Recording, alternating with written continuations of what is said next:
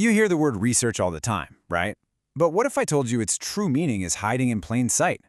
Today, we're going to peel back the layers, go beyond the lab coats and dusty textbooks, and really get into the grammar of research, what it is and how it shapes everything we think we know. So let's get into it. So let me ask you, when you hear that word, research, what's the first thing that pops into your head? Maybe a scientist in a lab coat? A student buried in a pile of books? Yeah, we usually think of it as, finding something totally new. But what if the secret, the real meaning, was baked right into the word itself? And here it is. It's so simple. Re, which means again, and search, which means to look for. So to research literally means to search again. Now, that's not just a cool little piece of trivia, it's a huge idea. It completely flips the script on how we should be thinking about this whole thing. All right, section 1. This simple breakdown of the word reframes absolutely everything. It tells us that research isn't about that one eureka moment, it's about a constant, ongoing process of looking again.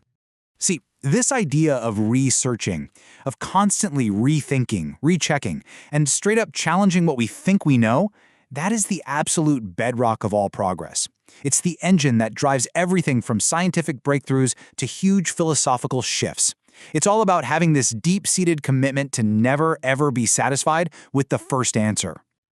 Okay, so if research is this continuous search, then what's its core mission? What's the end goal here? Let's get into that. Well, here's the thing. The goal isn't really to find some single, final, unchanging truth with a capital T. No, it's about mastering the art of approaching it. Think about it like this. Research training gives you the tools, the mental toolkit to get closer and closer to that ideal, sharpening your understanding with every single attempt. Now, this journey toward truth, it generally follows two main paths. They're distinct, but as you'll see, they're deeply connected. So, on one hand, you've got theoretical research. This is all about the why. It's about building the big ideas, the concepts, the frameworks that help us make sense of the world. Then, on the other hand, you have practical research. This is all about the how. It starts with a very real problem, like right here, right now, and its whole purpose is to find a solution that actually works. And look, these two paths aren't fighting each other. Not at all. They're in this constant conversation, like a feedback loop. Good theory helps us build way better solutions. And those real-world problems? They show us where our theories are weak, forcing us to go back and search for a deeper truth. The real magic, the big innovations, they happen right where these two meet. Okay, so we've got the philosophy down, but how do we actually put this into practice? Well, that brings us to the really practical part, what I like to call the grammar of research. At the heart of any research project, there's always a question. But here's the thing. A fuzzy, vague question is only going to get you fuzzy, vague answers. So how do you take a question and give it a real structure, a syntax that makes it something you can actually investigate? This is the answer, the syntax matrix. It's a simple but incredibly powerful tool. For any question you have to be able to answer these 6 things. What data do you actually need? Why do you need it? What's the point? Where are you going to find this stuff? When are you going to collect it? Who is going to give you this data? And finally, how are you going to make sense of it all once you have it?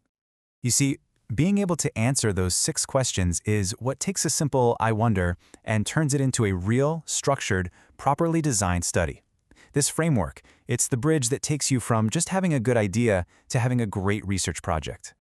Okay, let's wrap this up. We're going to bring all these ideas together and look at the big picture, what this all means for how we think.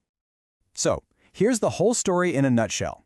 We started by realizing research is really a continuous search for truth. We saw that this process is amazing training for thinking rationally. We learned it travels down 2 connected paths, theory and practice. And the engine that powers the whole thing? Giving our questions a clear, logical syntax.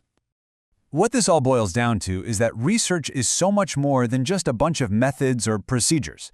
It's really a language for structured thinking. It's the language we use to define problems clearly, to build new ideas, and to share what we've found with real logic and clarity. And that brings us right back to where we started. To research is to research.